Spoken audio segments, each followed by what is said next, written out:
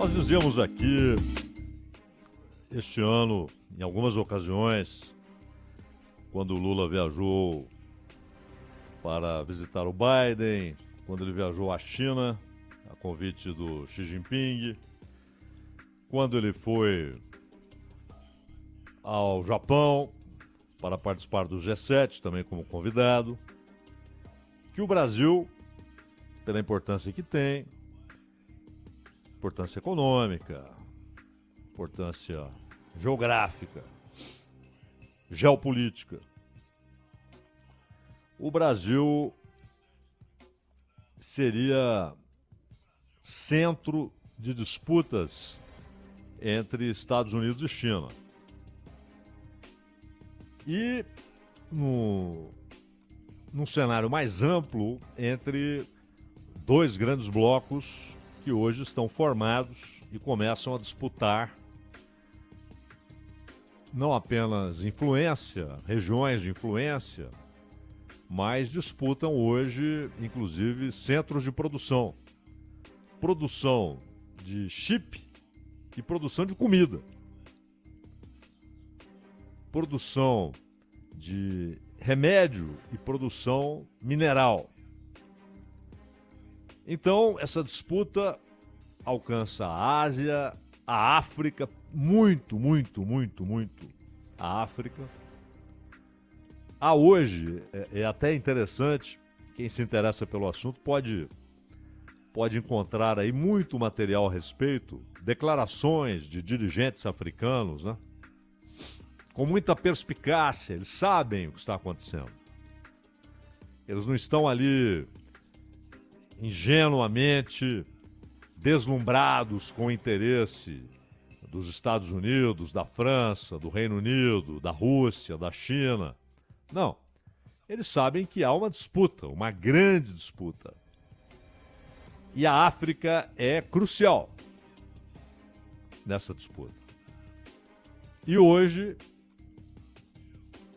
claramente, Rússia e China estão muito à frente nessa disputa, com algumas exceções regionais na África, até pelo fato de que a França, por exemplo, ela exerce não apenas influência, mas ela exerce controle não só econômico, monetário em algumas regiões da África. Há uma moeda, o franco, que os franceses não usam mais, porque usam o euro. Há um franco especial, que é usado como moeda em alguns países da África. E isso, aliás, é uma das causas para a França ter participado decisivamente daquele ataque internacional contra Muammar Gaddafi. E o Brasil? O Brasil é um caso único, né? Gigantesco, imenso, naturalmente rico, ou seja, com uma natureza riquíssima. Um país que tem joias raríssimas, das quais a humanidade precisará cada vez mais, porque vão se tornando escassas essas joias, como água, como terra para plantio, mineral. Mas o Brasil não é só isso. O Brasil também é um país que se industrializou, claro, carece do que chamam hoje em dia de neoindustrialização, né, que seria diferente de reindustrialização. Seria uma industrialização voltada para alta tecnologia e com uso de alta tecnologia nas atividades convencionais. O Brasil é muito especial e, ao mesmo tempo, é mercado, com 215 milhões de habitantes. É mercado para produtos e para capital. E a China é o principal parceiro comercial do Brasil. Porém, os Estados Unidos são o principal mercado de produtos manufaturados brasileiros. Depois é a Argentina. A A Argentina é o terceiro principal parceiro comercial brasileiro. Por isso o interesse do Brasil em dar a mão para a Argentina para que ela se reerga. Há interesse do Brasil nisso, não é só solidariedade, não é só boa vizinhança, é também interesse. Né? É um mercado comprador de produtos industrializados brasileiros. E um parceiro num bloco que deve definir algumas coisas como bloco e não unilateralmente. Mas a China é mais do que o principal parceiro comercial brasileiro em termos de volume e de dinheiro envolvido. A China é também investidora. A China é hoje um dos países que mais investem no Brasil. E a China é parceira do Brasil num bloco. O BRICS. E ali há um novo banco de desenvolvimento, com 20% de capital de cada um dos integrantes. E em breve serão muitos e muitos mais os participantes. Arábia Saudita, Emirados Árabes, Argélia, Argentina, Venezuela, Irã. São vários países, Egito, que querem entrar para o BRICS. E os Estados Unidos olham com preocupação, principalmente pelos movimentos da China, para que o Brasil entre na chamada nova Rota da Seda. Esse é um programa que agora, em 2023, completa 10 anos. Ou seja, ele nasceu no primeiro ano de Xi Jinping na presidência da China, na Secretaria-Geral do Partido Comunista e no Comando Geral das Forças Armadas. Ele ocupa os 3 principais cargos da China. E, aliás, os outros 2 são até mais importantes do que a presidência, do ponto de vista da estrutura de poder na China. Porque ele está no comando dos 2 pilares do Estado chinês, o partido e as Forças Armadas. E foi o Xi Jinping que chancelou a ideia da nova Rota da Seda. Um gigantesco projeto de trilhões de dólares e que busca não só expandir a influência chinesa, mas também desencadear projetos de infraestrutura financiados pela China, com uma ampla rede para escoamento de produtos, com portos, aeroportos, ferrovias, hidrovias, rodovias e até transporte urbano, que nada tem a ver com transporte de mercadoria. Por exemplo, o investimento no metrô de Buenos Aires para uma modernização, que a Argentina não tem dinheiro para isso. E nessa brincadeira, a Argentina deve receber, isso não é de uma vez, né? Não é que chega o container de dinheiro, isso ao longo do tempo, 23 bilhões de dólares. E a Argentina carece desesperadamente de dólares. O Brasil não entrou ainda, talvez não entre, na nova rota. Apesar de toda essa parceria com a China, porque a China é o principal parceiro comercial, porque ambos estão no BRICS, são parceiros de um grande bloco. Apesar de tudo isso, o Brasil não disse sim, até aqui, para a nova Rota da Seda. O Brasil enxerga outras possibilidades, com investimento chinês, inclusive em infraestrutura, mas não para a canalização desse investimento em empreendimentos que fazem sentido para a nova Rota da Seda. ou seja, para o escoamento de produtos da China para o mundo, do mundo para a China. São 147 países. Ou seja, a maioria dos países já aderiu, em alguma medida, à nova Rota da Seda. O Brasil ainda não. E os Estados Unidos enxergam com preocupação essa relação entre Brasil e China, não apenas pelo aspecto comercial. E a palavra com a qual trabalham os estrategistas do Departamento de Estado e hoje também do Departamento de Defesa, a palavra-chave não é influência. Não é que eles olhem e falam, a China está aumentando a influência. A palavra não é mais influência. A palavra-chave é escolha. Isso é notório. Muita gente ainda tenta esconder o óbvio, mas já é óbvio, já é notório a formação desses dois grandes blocos. O que o Clausewitz chamava de guerra total no sentido de que ela alcança diversos campos, terrenos da atividade humana, como houve na Guerra Fria. A disputa espacial, científica, até no esporte. Um jogo de basquete entre Estados Unidos e União Soviética, um jogo de xadrez entre um enxadrista dos Estados Unidos e um soviético, ganhava tom de batalha e de batalha ideológica. Como se ganhar uma partida de xadrez significasse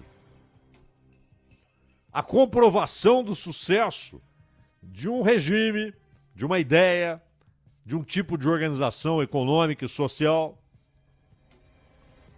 Então, chegou a isso, a um tabuleiro de xadrez, a uma quadra de basquete.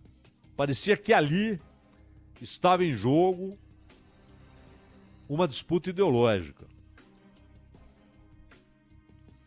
Isso se estendia para o campo diplomático, aumento de influência, capacidade de atrair países para a sua esfera de influência, para a sua órbita. Então, o que os Estados Unidos enxergam não é, olha, a China está mais influente. Isso é uma obviedade, isso está dado, né? A influência chinesa, influência global, como a dos Estados Unidos, também é indiscutível. Seria insano discutir se os Estados Unidos têm influência global. E a China hoje também tem. Não é mais disputa por quem tem mais influência, disputa por áreas de influência, é mais do que isso. É por áreas onde uma escolha é feita. Qual dos dois blocos me interessa mais? Com qual dos dois blocos eu tenho mais afinidades? A qual desses blocos eu irei aderir? Então é isso que está lá no Departamento de Estado, no Departamento de Defesa. E um funcionário do Departamento de Estado, secretário de Estado adjunto para assuntos do Hemisfério Ocidental, Brian Nichols, concedeu uma entrevista ao jornal O Estado de São Paulo, Estadão.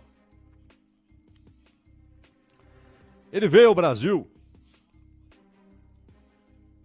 por decisão do Joe Biden. E é o segundo enviado pela administração dos Estados Unidos num período curto de tempo. Tivemos aqui, no ano passado, William Burns, ainda no governo Bolsonaro. Tivemos a reação arrogante, imperial, soberba do Departamento de Estado quando o Lula foi à China, não foi aquele negócio, olha, aconselhamos nosso amigo, presidente do Brasil, a não entrar de cabeça nesses acordos com a China. Pode não ser a melhor saída. Isso pode afastar o Brasil de outras alianças. Enfim, não. Foi basicamente o seguinte: não aceitamos. Não é não concordamos, é não aceitamos. Por causa da ideia de que para os Estados Unidos, todos os outros povos, países, nações das Américas devem permanecer sob a guarda, o guarda-chuva,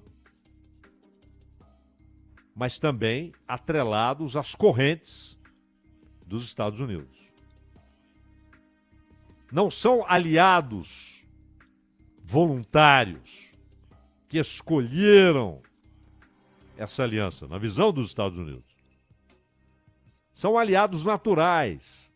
Uma aliança que é incondicional.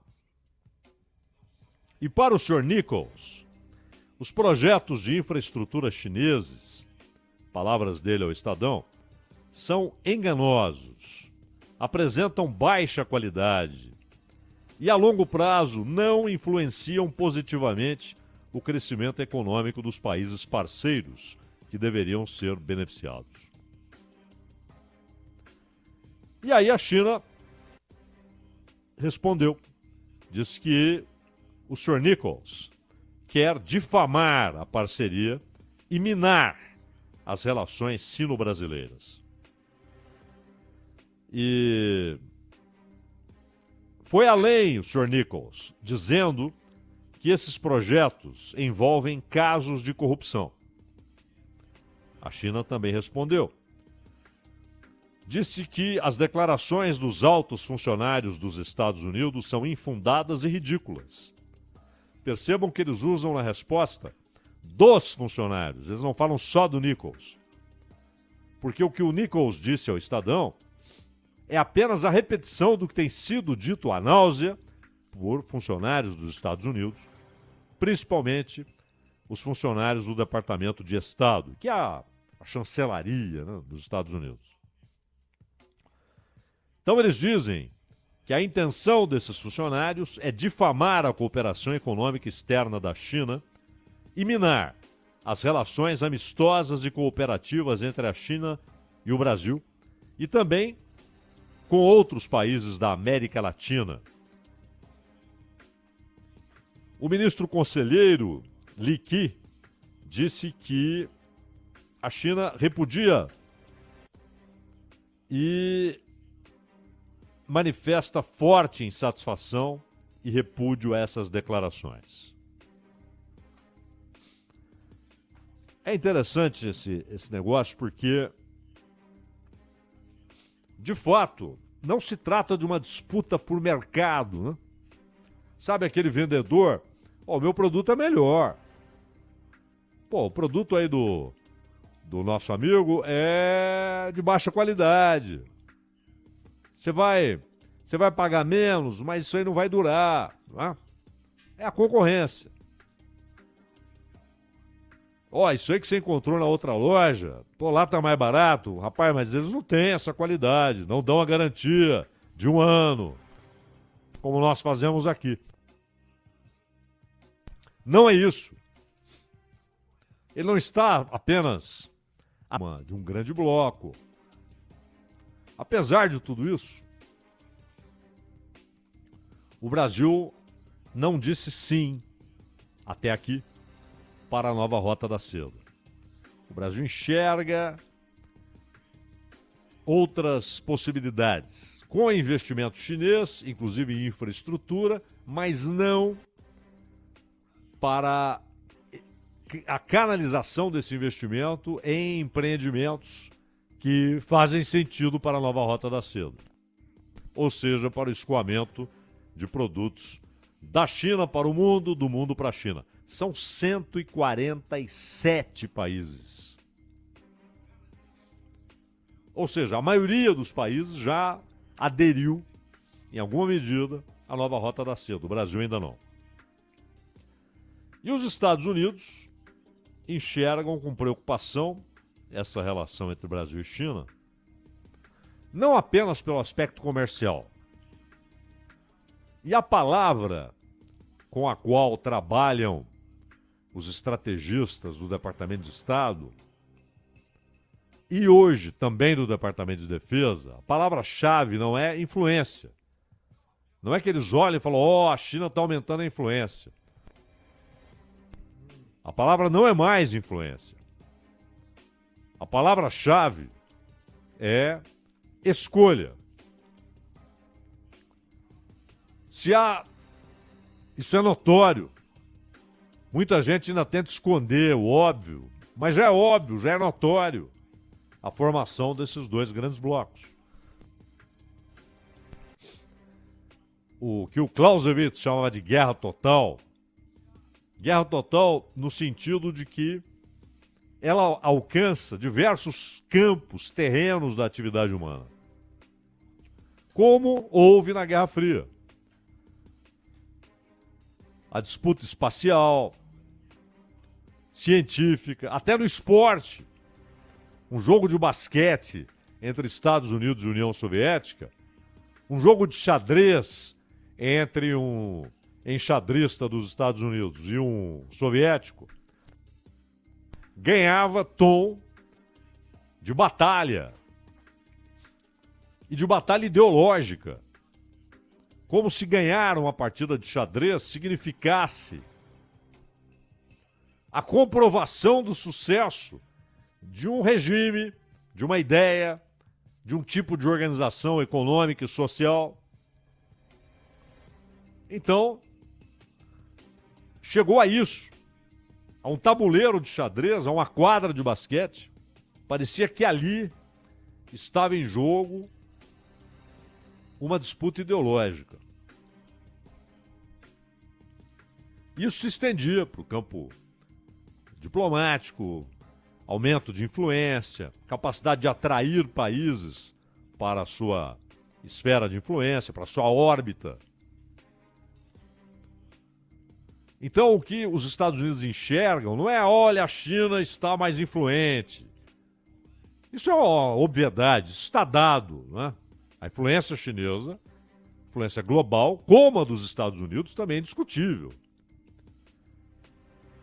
Seria insano discutir se os Estados Unidos têm influência global. E a China hoje também tem.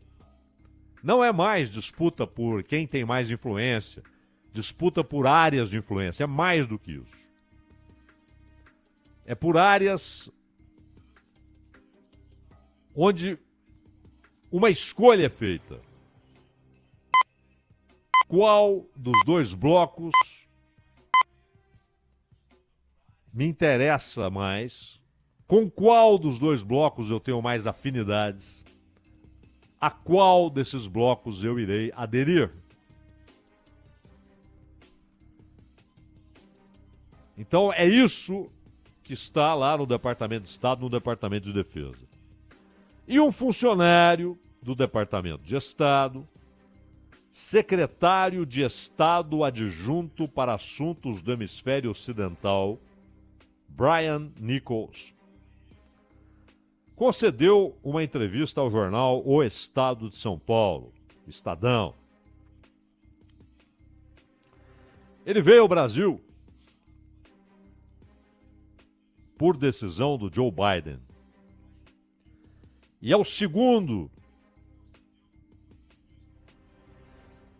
enviado pela administração dos Estados Unidos num período curto de tempo.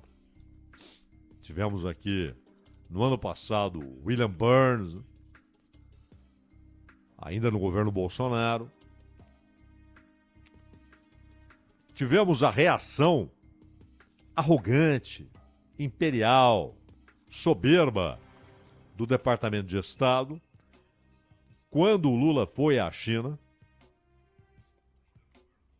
não foi aquele negócio, olha, aconselhamos nosso amigo, presidente do Brasil, a não entrar de cabeça nesses acordos com a China. Pode não ser a melhor saída. Isso pode afastar o Brasil de outras alianças. Enfim, não.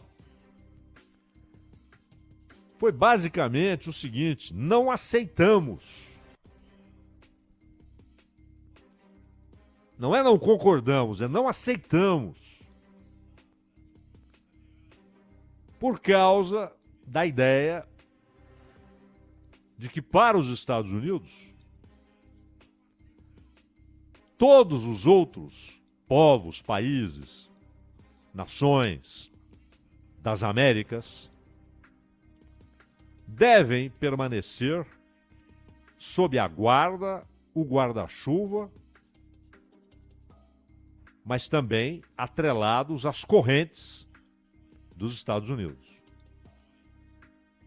Não são aliados voluntários que escolheram essa aliança, na visão dos Estados Unidos. São aliados naturais. Uma aliança que é incondicional. E para o Sr. Nichols, os projetos de infraestrutura chineses, palavras dele ao Estadão, são enganosos, apresentam baixa qualidade e a longo prazo não influenciam positivamente o crescimento econômico dos países parceiros que deveriam ser beneficiados. E aí a China respondeu, disse que o Sr. Nichols quer difamar a parceria e minar as relações sino-brasileiras.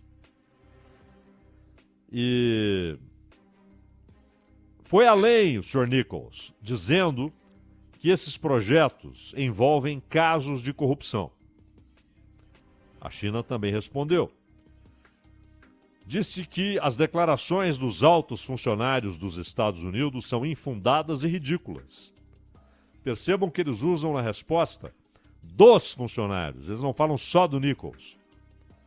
Porque o que o Nichols disse ao Estadão é apenas a repetição do que tem sido dito à náusea por funcionários dos Estados Unidos, principalmente os funcionários do Departamento de Estado, que é a chancelaria, né, dos Estados Unidos.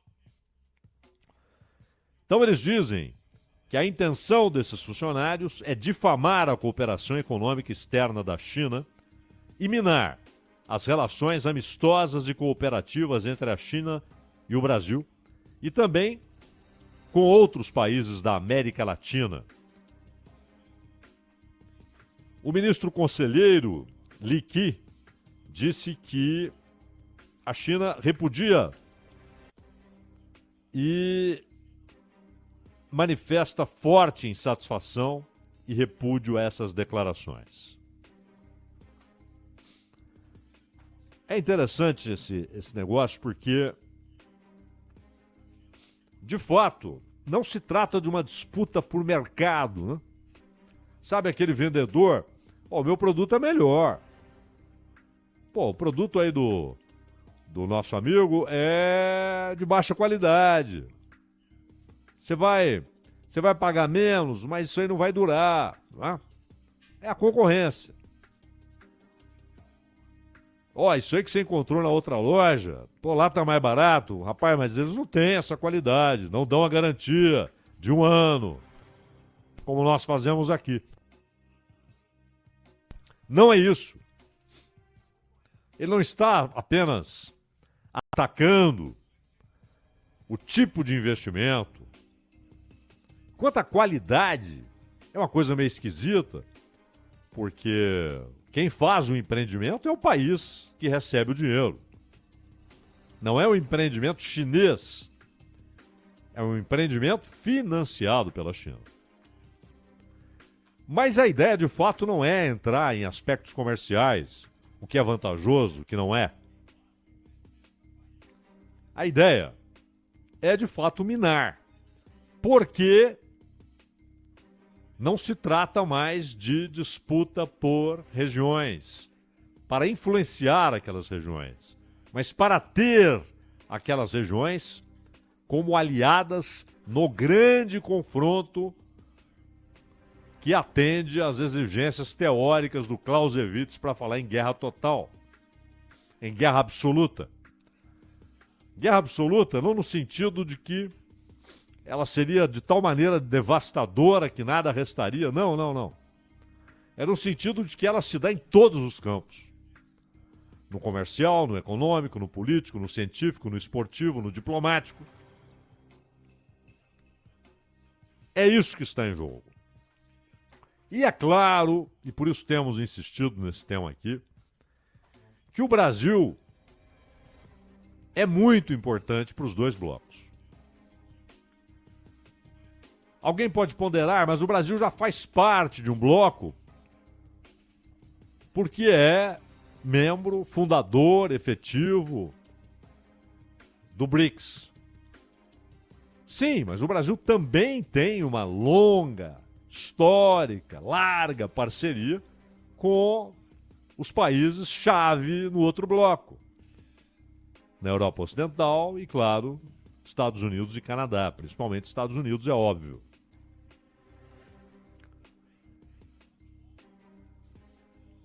Mas a disputa não é quem oferece mais vantagens.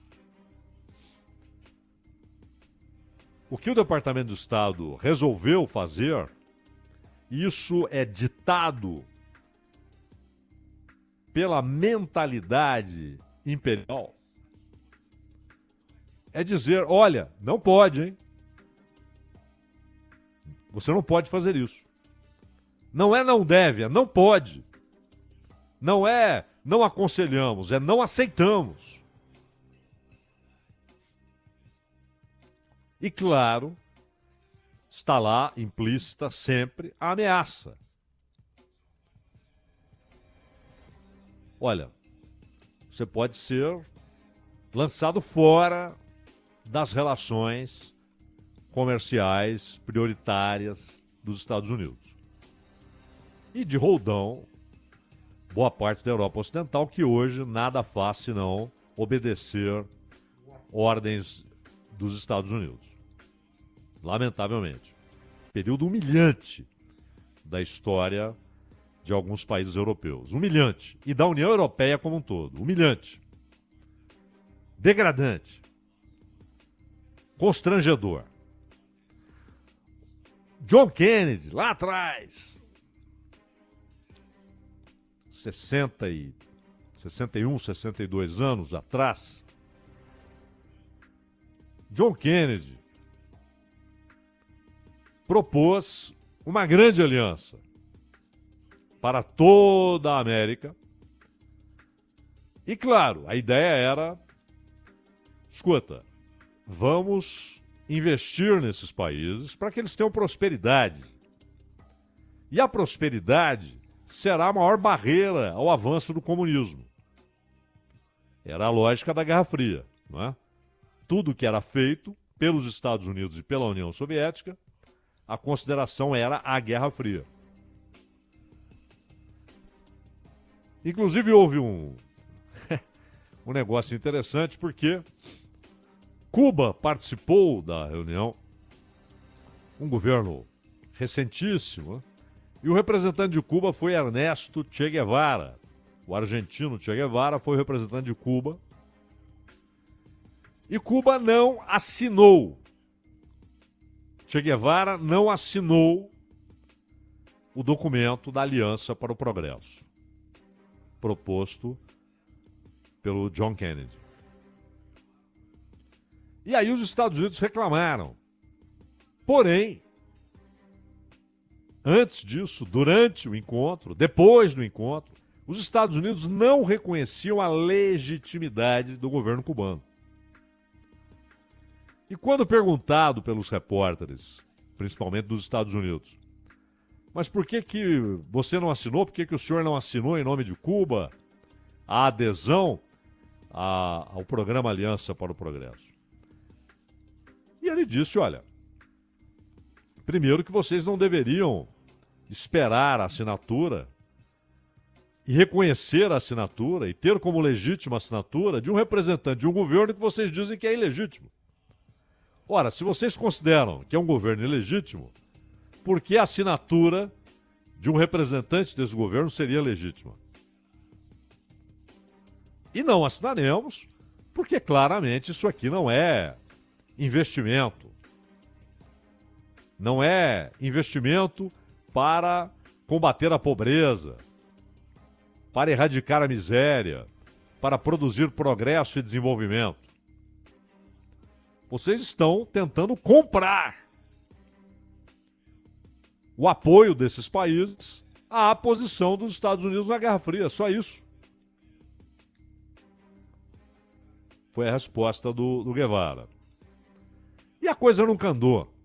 Mesmo depois, com a instalação de diversos governos muito próximos dos Estados Unidos, alguns dos quais instalados, se não diretamente, mas com forte apoio dos Estados Unidos e reconhecidos imediatamente pelos Estados Unidos, independentemente de ser golpe militar, o reconhecimento era automático.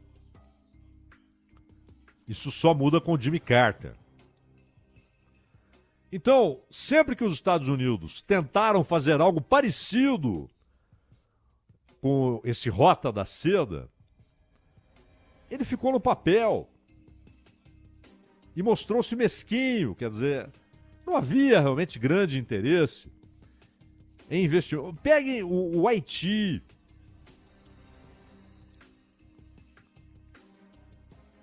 Qualquer ajuda que não faria cócegas, não seria notada no orçamento dos Estados Unidos, poderia modificar a realidade social